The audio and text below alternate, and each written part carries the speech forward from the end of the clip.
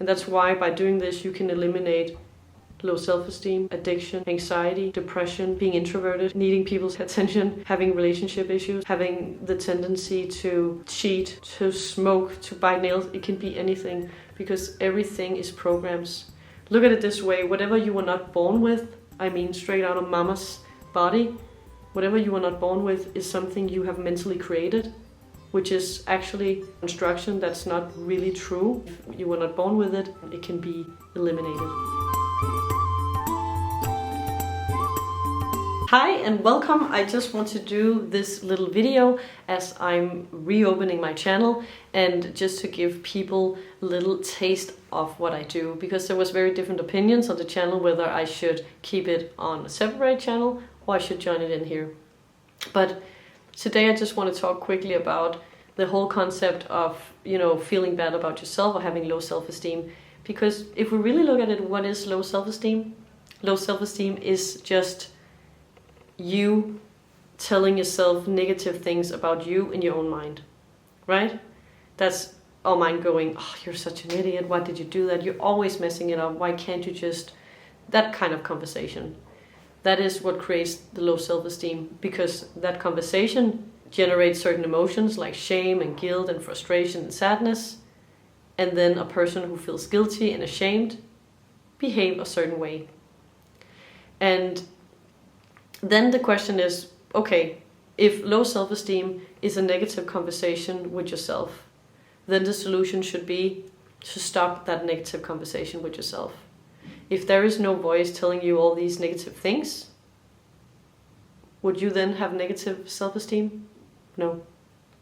Because the root is the conversation in your mind. And without any negative conversation in your mind, where would the negative emotions come from? And is it possible to stop your thoughts? I know that there's a lot of different perspectives on this.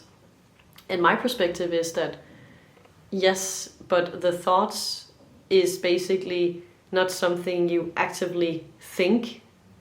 Because let's be honest, if someone told us that they would put a device on top of our head so that every thought would be translated into sound and it would be projected out onto the world so everyone could hear what we thought, we would not leave our room, not even for 1 second. We would be terrified, because most of us, we are quite embarrassed about our thoughts and we feel like we can't control them, and a lot of people say that they have a lot of negative thoughts that they can't really stop. So we know that it's just this thing that we don't really have control over, and we can try to fight it, but then usually it's exhausting and we get into the spiral of overthinking, which a lot of people also struggles with. So instead of the voice is coming, instead of trying to attack it back, there's a different solution. Because the thoughts are just echoes of a rule.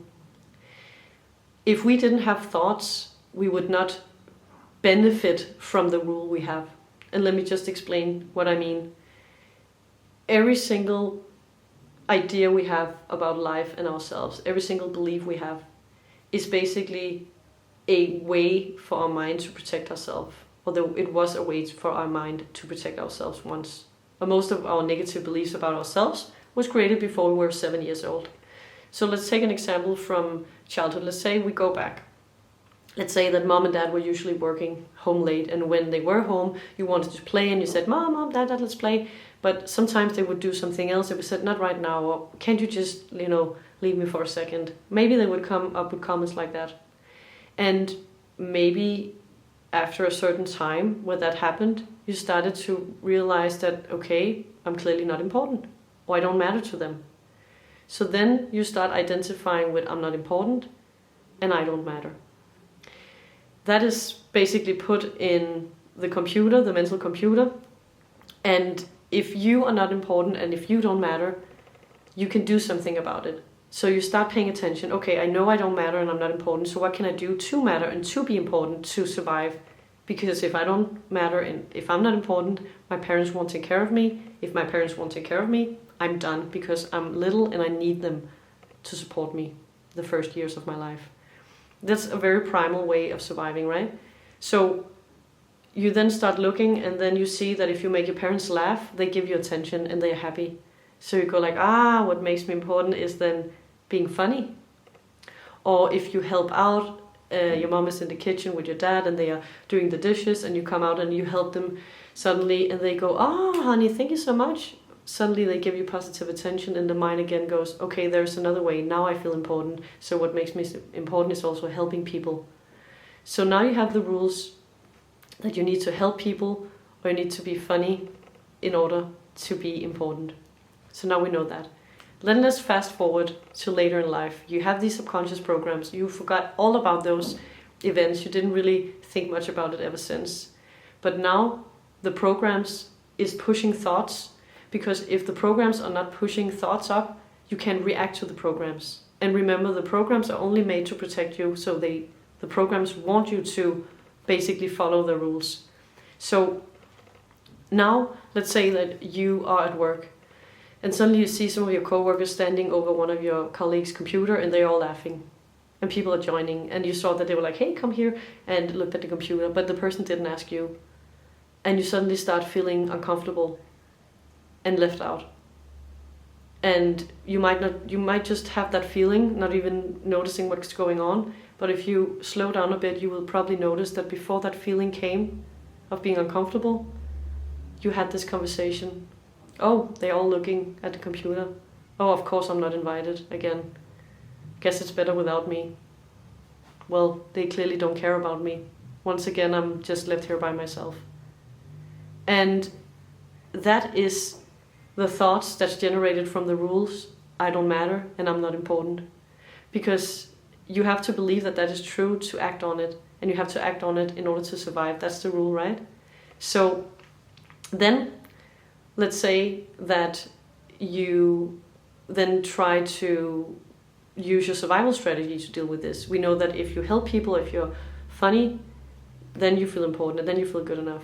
So you might start to crack jokes, and people might laugh, and suddenly you feel relief, and suddenly you feel included, and suddenly you get up and you go over to the computer because now you feel okay.